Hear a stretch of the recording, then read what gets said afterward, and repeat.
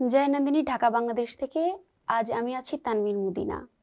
আজ 23শে নভেম্বর আমাদের কথা অনুষ্ঠান নিয়ে আপনাদের সামনে হাজির হয়েছি। একটি উদ্বেগজনক উক্তি দিয়েছেন রাশিয়ার প্রেসিডেন্ট ভ্লাদিমির পুতিন। তিনি বলেছেন বিশ্বযুদ্ধের দিকে যাচ্ছে ইউক্রেন সংঘাত। রাশিয়া ও ইউক্রেনের সংঘাত এতই গুরুতর পর্যায়ে গেছে যে এটি যেকোনো মুহূর্তে বিশ্বযুদ্ধে মোড় নিতে পারে। এই উক্তিটি সমস্ত বিশ্বকে চমকে দিয়েছে। তিনি পশ্চিমা বিশ্বে হামলার সম্ভাবনা উড়িয়ে দেননি। এর ফলে অনেকগুলো দেশ পরস্পরের সাথে সংঘাত লিপ্ত হতে পারে, যেটি বিশ্বযুদ্ধের দিকে ধাবিত হওয়ার সুযোগ রয়েছে। প্রথম ও দ্বিতীয় বিশ্বযুদ্ধ থেকে আমরা সেটাই ধারণা করতে পারি। গত বৃহস্পতিবারে ইউক্রেনের নতুন প্রজন্মের একটি মধ্যম পাল্লার ক্ষেপণাস্ত্র দিয়ে পরীক্ষামূলক হামলার পর জাতির উদ্দেশ্যে দেয়া ভাষণে এমন হুঁশিয়ারি দেন ভ্লাদিমির পুতিন।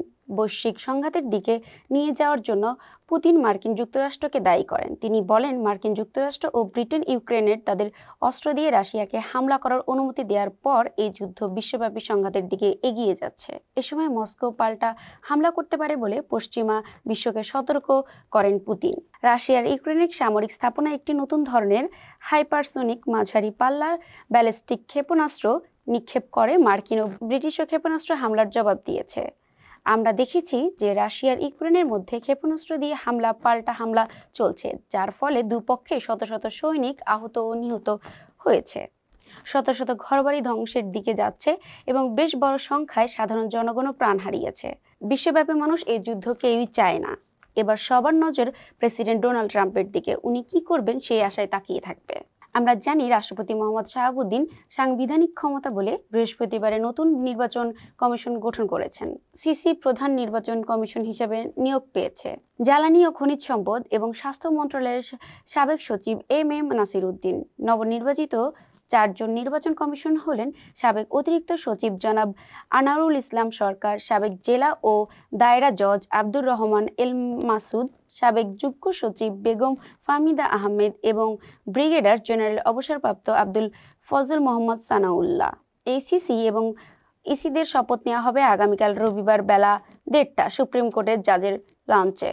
তাদের শপথ পাঠ করাবেন প্রধান বিচারপতি সৈয়দ রেফায়েত আহমেদ। শুধু ত্রয়োদশ জাতীয় সংসদ নির্বাচন অনুষ্ঠানে নবনিযুক্ত এই কমিশনের প্রধান কর্তব্য নয়, একটি অংশগ্রহণমূলক, অবাধ, সুষ্ঠু, নিরপেক্ষ ও দেশীয় বিদেশি গ্রহণযোগ্যতা নির্বাচন উপহার দেওয়ার পাশাপাশি এবং নির্বাচন কমিশনের সামনে এবার আরো বড় একটি চ্যালেঞ্জ আসছে।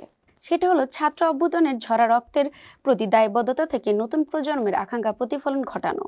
এটি একটি বিরাট চ্যালেঞ্জ হিসেবে দেখছেন আমাদের দেশের বিশিষ্ট নাগরিকগণ। যেমন ডক্টর বদিউল আলম মজুমদার বলেছেন, রক্তাক্ত অভ্যুত্থানের প্রতি দায়বদ্ধতা থেকে অতীতের বদনাম ঘোচানোর চেষ্টা করতে হবে। বিএনপির সিনিয়র রাজনীতিবিদ আমির খসরু মাহমুদ বলেছেন, গ্রহণযোগ্যতা নির্বাচনের জন্য 17 বছর যুদ্ধ চলেছে, এটা মাথায় রাখতে হবে। আগামীকাল থেকে ইলেকশনের কাজ শুরু করবে এবং তাদের সামনে বিরাট চ্যালেঞ্জ থেকে যাবে, কারণ সাধারণ মানুষের আশা আকাঙ্ক্ষা জুলাই আগস্টের গণঅভ্যুত্থানের যে ছাত্র জনতা রক্ত দিয়েছে তাদেরও অনেক আশা ও ভরসা স্থান হবে এবারের নির্বাচন কমিশন, যাতে সৎ ও যোগ্য ব্যক্তি নির্বাচিত হতে পারে এবং সংসদ গঠন করতে পারে, তাই আশাবাদী বাংলাদেশের জনগণ। 18 সদস্যের একটি কেন্দ্রীয় নির্বাহী কমিটি ঘোষণা করেছেন বৈষম্য বিরোধী ছাত্র আন্দোলনের নেতারা। এতে সারা দেশের বিভিন্ন শিক্ষা প্রতিষ্ঠানের সমন্বয়করা প্রতিনিধি হিসেবে স্থান পেয়েছে। এই কমিটির প্ল্যাটফর্মে নীতি নির্ধারণ বিষয়ক ভূমিকা রাখবে।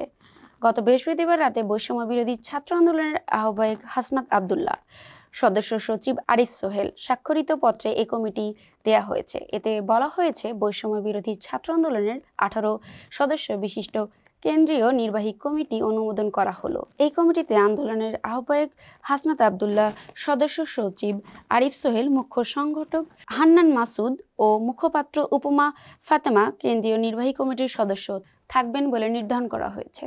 বিএনপি স্থায়ী কমিটির বৈঠকে বেশ অনেকগুলো সংস্কার প্রস্তাব চূড়ান্ত করা হয়েছে। রাষ্ট্রপতি ও প্রধানমন্ত্রীর ক্ষমতার ভারসাম্য আনা সহ সংবিধানের একগুচ্ছ সংস্কার প্রস্তাব চূড়ান্ত হয়েছে। আগামী সোমবারের মধ্যে সংবিধান সংস্কার কমিশনের কাছে দলের এই প্রস্তাব জমা দেওয়া হবে। দ্রুত এই সংস্কারগুলো হয়ে গেলে একটি সুষ্ঠু নির্বাচন গঠন করা হবে। এই লক্ষ্যে সংস্কারের কাজ চলমান রয়েছে। বিএনপির সর্বোচ্চ নীতি নির্ধারণী ফোরাম জাতীয় স্থায়ী কমিটির বৈঠকে এই সিদ্ধান্তগুলো নেওয়া হয়। সুপ্রিয় দর্শক, এতক্ষণ আমাদের সঙ্গে থাকার জন্য আপনাদের ধন্যবাদ। আমরা আগামী পর্বে নিয়ে আসবো জয়নন্দিনী আমাদের কথা নতুন কোনো বিষয় নিয়ে। ততক্ষণ ভালো থাকুন, সুস্থ থাকুন, খোদা হাফেজ।